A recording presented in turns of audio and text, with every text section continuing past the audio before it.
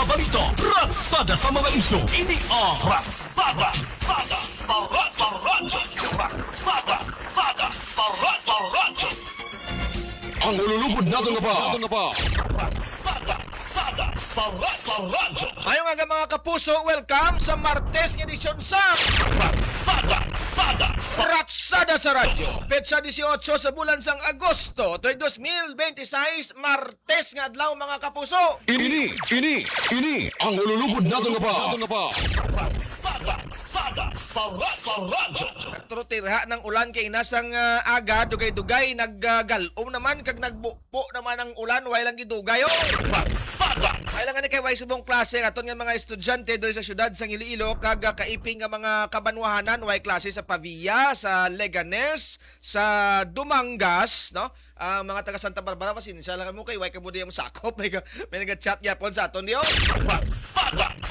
Tanan nga level ha mga kapuso kag mga kabarangay. So tawhay subong ang dalanon naton kay gamay ang mga salakyan tungod nga wala sang klase.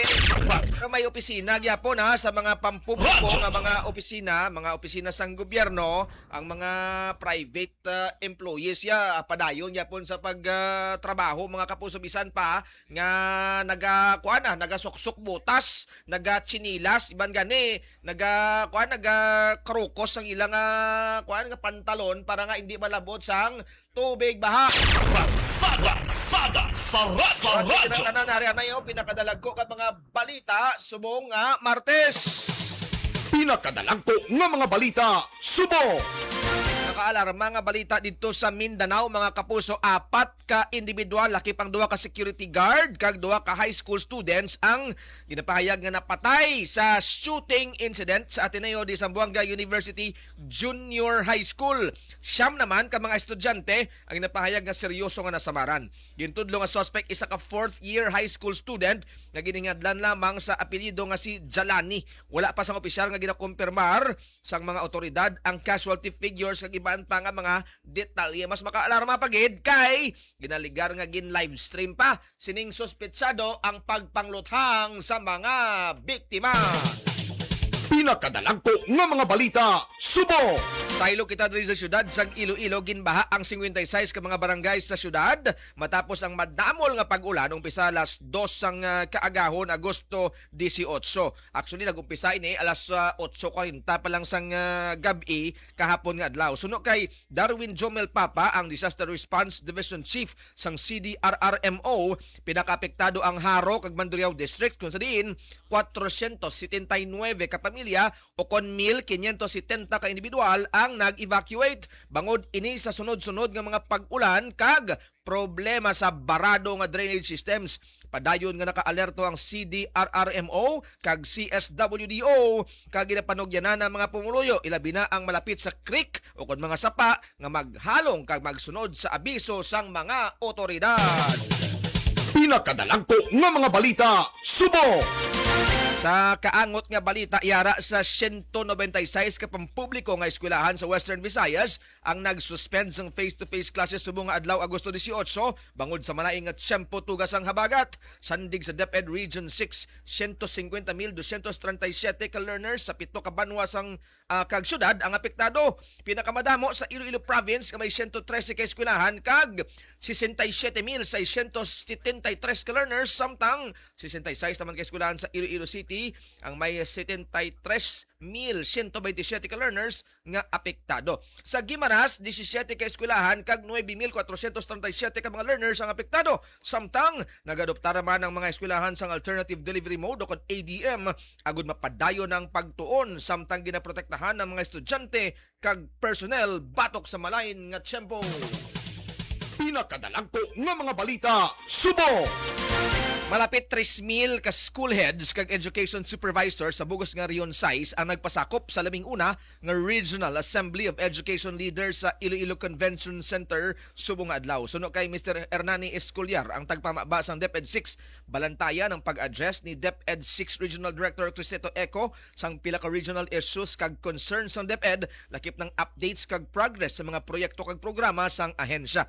Magluwas sa mga pampubliko nga mga buluthuan, may pilaman ka mga pribado nga buluthuan nga nagpasakop sa hilikuton nga magatakop sa Huwebes, Agosto Pinakadalangko nga mga balita subong. Ini ang ululubod natin na pa. Las 11 mga kapuso, this time ko ang balita gikan kay Super Danesa Estante. Ang parte ini sa una nga ginakonsiderar sang Norwegian bala nga proponent sang AI data center. Ano antes na magkadto sa uton do nagpadulong man isla kuno sa Santa Barbara. Ang vice alcalde sang Pavia wala pa may nabaton nga proposal angot sa posibilidad nga magpatindog sang AI data campus sa Banwa. Ginaubos nilang mga first towns no kay mati hindi naman sila kapwesto diri sa syudad kay medyo saturated na way na disang lugar nga mo sinakalapad nga maka-akomodar sang tubtub 10 hectares nga data farm mga kapuso. Ang next nila nga option somewhere sa neighboring towns sang syudad no, Leganes, Pavia, Oton, no, Santa Barbara, San Miguel, Zaraga, Kabatuan, pwede pa gani guro kag iban pagid nga mga lugar nga may mga malapad-lapad pa bala nga area nga pwede nila tukuran sining AI data center. Pero kay nakita ta na ang natabo dito sa Uton no, may president na mga kapuso, mga kabarangay, may experience na beforehand, nakita ta na kung paano gin abi-abi no sang mga Ilonggo ang proponent no sang Norwegian company. Madaang way pa maka-move on no ang mga Ilonggo sa ginaagwanta subong nga kakulang sang supply sang kuryente, way palabot sa kakulang man sang supply sang matinlo nga tubig, dugangan mo sang AI data center nga maga-consume sang 50 megawatts sang kuryente. Way palabot sang tubig. Imbis makadto sa mga pamalay, makadto sa mga konsumidor, suyupon paya sang data center nga ni mga kapuso daw hindi mabaton sa mga Ilonggo kung amo sining matabo. Ini ang ululubod natin na pa. Ito kay Super Danesa Estante, Super Raymond, no, kung anong sitwasyon iya sa Banwa sang Pavia kag base bla kun may mga kuana sila, may mga initial talks man sila, kibot lang tabla pareho sa uton nga dugay-dugay patawag sa sang consultation gali kay may mga kuana, may mga feelers na ya una pa lang uli lagin pabalo ang komunidad. Turiyaman ta makadali ining natabo dito sa Ateneo de Zamboanga, liwat naman nga ginpuhag dito ang school community bangod sang pagpangluthang mismo sang estudyante. Duwa ang kumpirmado nga patay, duwa ka estudyante, samtang may duwa pagid ka security guard dito ang napatay man sang estudyante nga gin live stream pa mismo. May body worn camera siya samtang naga pinatarasa kapang luthang sang mga tawas palibot ya. Ini ang ululubod natin na pa. Alarming katama because sang una way man ni nagatabo, way man ni hindi ka di may imagine nga matabo sa mga eskwelahan diri sa pungsod Pilipinas subong, no? May mga nagluluntad na sunod-sunod nga mga insidente, way palabot sa iban nga mga nagapahog-pahog nga may himuon nga violence no sa sulod sang bulot. GMA Super Radio, balita nga sakto, balitang totoo. Super Danesa, maayong aga, pasok. Way saga Super Christian. liwat from the start. Pasok! Good morning, Super Christian. Wala pa sang nabaton nga proposal kung initial nga pahibalo ang legislative body sang Pavia Iloilo, Super Christian.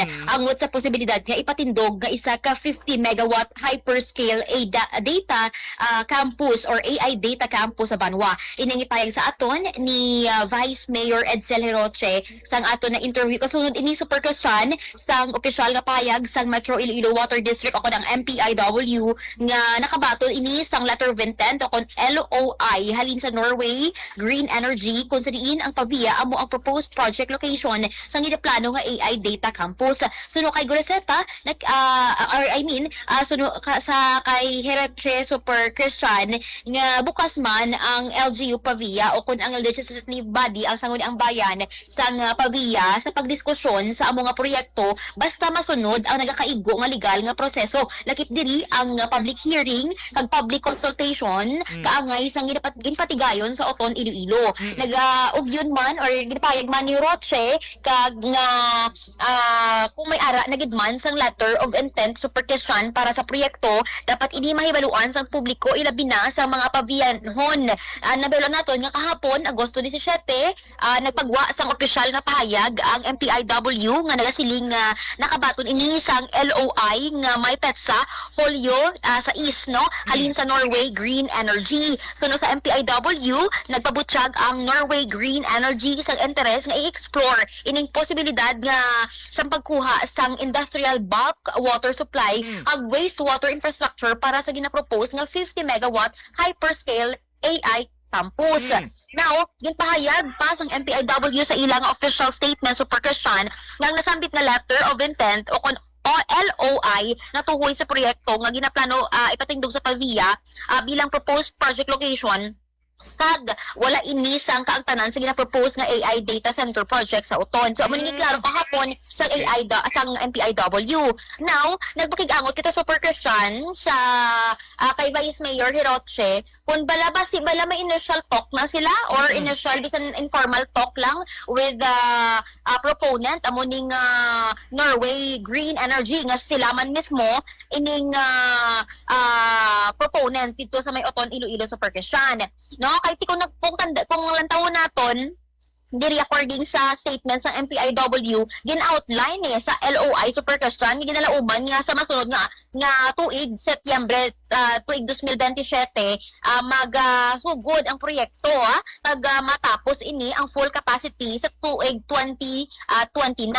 So according kay Vice Mayor Reche nga even informal lang gani nga istoryahanay wala pa man may nabaton or napatigayon ang nasambit na proponent with the LGU Pavia. Pero according sa iya, wala lang siya ihibalo pa for now kung bala sa office of the mayor may nabaton. So nagtry kita pakigangot man sa office ni Mayor Lawrence Anthony Goreseta sang Pavia and again pahayag niya sa aton ang staff niya biyang na-istorya nato sa percussion initially nakapahayag nga so far wala man ang alkalde nakabaton sang any letter sa percussion of intent.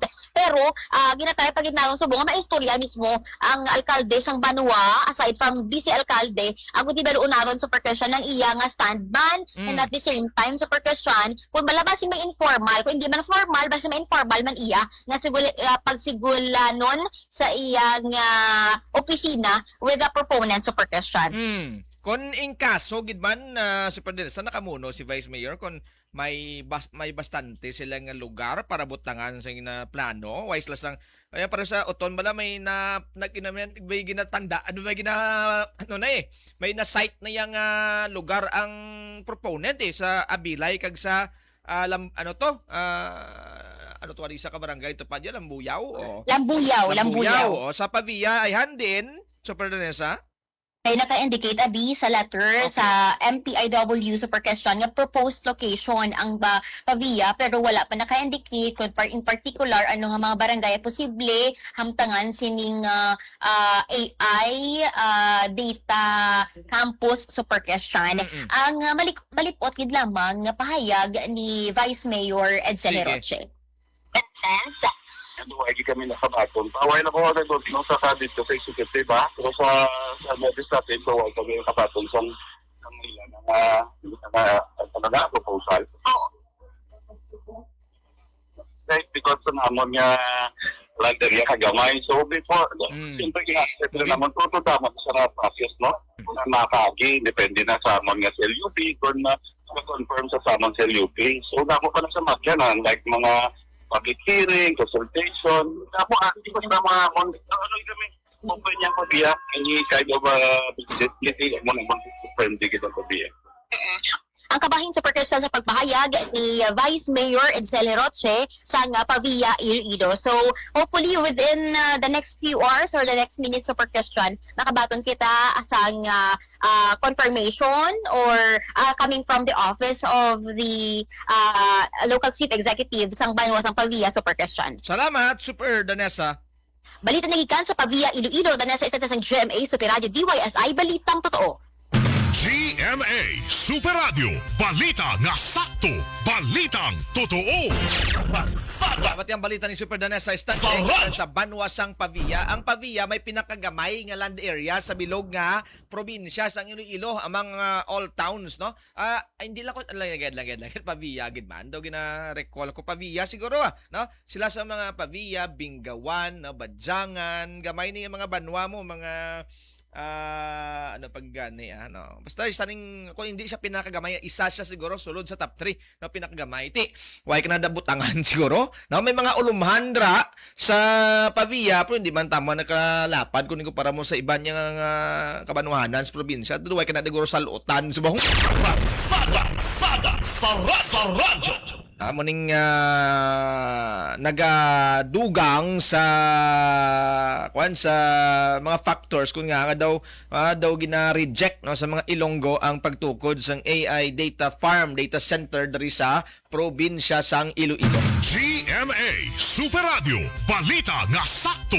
Balitang totoo. Isunod ta si Super Save and Hope Pigantoka gikan sa Iloilo City Hall. Update sa pagbaha sa syudad, masobra 700 ka pamilya sa syudad apektado sang habagat base sa pinakauli nga monitoring sang Iloilo City Operation Center, no? 700 ka pamilya times mo ni sa 3 to 4, no? Kaya mo nang average nga number of members sa isa ka pamilya diri sa Iloilo, ti mga 3,000 guro ni mga kapuso ang apektado nga individual diri sa syudad tungod sa habagat kag baha na eksperyensyahan halin kagabi. GMA Super Radio. Balita nga sakto. Balitang totoo. Si Super Raymond, liog ko siya para makakanta si Super Savian sa balita niya halin sa Iloilo City Operations Center mga kapuso. Nagtukod na sang tawag sini sang task force, no? Ang Zamboanga province, no? Ang city government sang Zamboanga tuhoy sa nagluntad nga shooting incident dito sa Ateneo de Zamboanga, sinigid lamang aga mga kapuso. Ginapanugyanan man ang mga ginikanan, may abiso man sila sa mga ginikanan nga hindi na magkabalaka kay kontrolado na ang sitwasyon dito subok. Sa radyo. Super Radio City Hall Report. Balitalin sa City Hall upod kay Super Save and Hope. Higando ka Super Save. Good morning. Pasok! 789 na ka pamilya o kung katumbas sang 2,529 ka individual ang apektado sining epekto sang habagat diri sa may syudad sang Iloilo. 13 ka mga evacuation centers diri sa may syudad Super Christian ang ginagamit para sa mga pamilya o kung individual nga affected. Ang 462 ka pamilya o kung 1,459 ka mga individual ara sa sulod sa evacuation centers sa Super Christian, samtang ang 333 ka pamilya o kung 1,081 ka mga individual ang ara sa sang evacuation centers. But silingon ara sa mga pamilya nila Super Christian, no? Kung relatives man, di sila na temporaryo nga nag-estar. According sa kay Mrs. Joy Fantilaga Guzal, spokesperson sang alkalde sang syudad, gin-activate na ang community kitchen kag nagsugod na ang distribution sang mga food kag non-food items para sa mga Ilonggo or mga taga-city nga apektado sang baha Super Christian. Base sa monitoring kag latest situational report sang Iloilo City Operation Center, wala pa sang balay ang nagkalaguba Super Christian, no? Kundi baha lang gid ang ining rason kung ang gin-evacuate ang pila ka mga individuals diri sa may syudad. Padayon ang coordination sa mga kabarangayan kag concerned offices pagid para sa paghatag sang assistance Super Christian. Christian. Kag as of this time wala pa man sang minabaton ang syudad nga may ara sang stranded no nga mga biyaheros no diri sa mga pantalan sa may syudad sa Iloilo Super Christian. Ang monitoring kag coordination pag-respond Super Christian ginasiguro gid sang syudad sa Iloilo agud nga mapagan sang kinahanglanon nga bulig ang ining mga affected sang habagat. Ang mga responders amo ning gina-monitor man ang deployment nila Super Christian kay naibulaan nga nag-post sa Facebook si Mayor Raisa Trenias kung sino pa ang need sang assistance or need nga mag-evacuate no sa ilang tagsa ka mga lugar halin pa kagabi Super Christian. Ang situation niya sa pila ka mga areas diri sa may city matamat nga nagasubside ang tubig baha sa pila ka mga lugar Super Christian. Yan ikabahin sa pagpahayag ni Mrs. Joy Fantilada Gorzal, spokesperson ni Iloilo City Mayor Raisa Trenias. City Social Welfare Development Office and other concerned departments nagkakibalo na sa ilang kumbaga every time na may calamity like this may ara na sa next action niya hindi na kinalalan sa directive. Although ang ating alcalde kagabi sa ating operations center kagabi no, to oversee the dispatching sa ating mga rescue teams. May mga nag-post kita sa social media sa page ni Mayor, nag-post siya kung sino ko ang nagkakinahanglan no, sa rescue. So, manamon ito sa mga nag-comment. So, nakita natin, nag-assess yung sikita ang mga areas kung din kinahanglan natin sa immediate na dispatch sa rescue team natin. So, ang aton other departments, may mga assigned din sila, no? May mga nakatoka na kumbaga, kasi for example, sa ating city Social Welfare Development Office, may dedicated na division, ngayon ko sa din sila ang nakatoka sa pag-mobilize sa aton yung mga food and non-food items sa aton mga evacuees, pag-prepare sa aton yung mga tululugan, bedding sa aton yung mga evacuees, no? So, automatic na once yung may calamity, once nga makahatag sa directive ang aton nga alcalde, kasi kita mamobilize na natin tayo ng aton yung mga may mga nagpa-proposition naman, no? Mga resources natin para madasig ang pag-dispatch sa mga areas na nagkakinahanglan. Ang kabayan sa pagpahayag ni Mrs. Joy Fantilada Gorzal, ang spokesperson ni Iloilo City Mayor Raisa Trenias. Salamat, Super Savian. Ivian Hope Igantoka sa GMA Super Radio DYSI Balita Totoo. Super Radio City Hall Report. GMA Super Radio Balita nga sakto, balitang totoo. Sada sa radyo. In fairness, dasig ang assistance ng bulig ang ipalabot sa city government sa mga kauturan naton nga apektado sang baha. May na preposisyon ng mga mga goods, no? Mga bugas, no? Mga canned goods, even ang mga basic ni kinanglanon no sa mga kauturan tabla nga nagkalabasa, ginpanghuluman sa tubig baha ang ilang mga kagamitan no may ginpanghatag ng city government para may temporaryo sila magamit sa ilang mga evacuation centers. Hopefully mauntat ng pagulan-ulan no pag-init na para nga mabalik na sa ilang balay ang aton yung mga kauturan nga nagkala-displace ang pagbaha mga kapuso. GMA Super Radio Balita nga sakto, balitang totoo.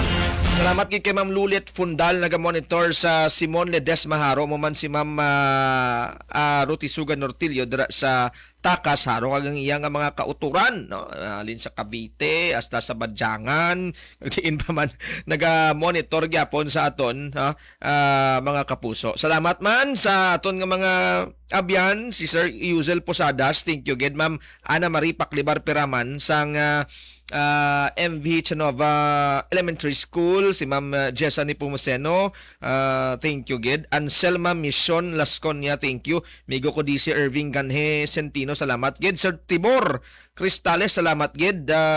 Architect Jose Rene Militante the Fourth, salamat. Shara Alatea sa Palaran, Comprendio, thank you. Amo man kay Ma'am Janet Paguntalan, hako kay Architect Aaron Paul Agustin Season, thank you gid sa padayon nga pagsuporta. Ma'am Sharon May Evan Tagat, thank you gid. Kay Sir Sam dra sa may kuano tagiya sa barbershop daw, salamat gid. Kag kay Kapuso June Cesar Villaruel, kag kay Kapuso Elister Salopesa. GMA Super Radio, balita nga sakto, balitang totoo. Nagaragsana ng mga isyo, punto por punto ng mga komentaryo. Ini ang ululubod natin nga pa. Pwede na kita oras sa ating pagpangalagad sa Martes edisyon sang Ratsada sa Radio. Way bisang impeachment trial no pa may Ratsada sa pagbuwas basikon mag-resume naman ang impeachment trial ni VP Sara Duterte, ma-live stream kita gyapon sang proceedings no via our mother station ng DZWB mga kapuso. Ratsada sa radyo. Ako si Super Christian June, magbanwa hagurin sa GMA Super Radio Iloilo. Wala sang ginapinan, wala sang ginaprotektahan. Sadto kag subong, serbisyong tuto. Standby na sa Super Balita sa tanghali nationwide, oras, las 11:32. Super Radio,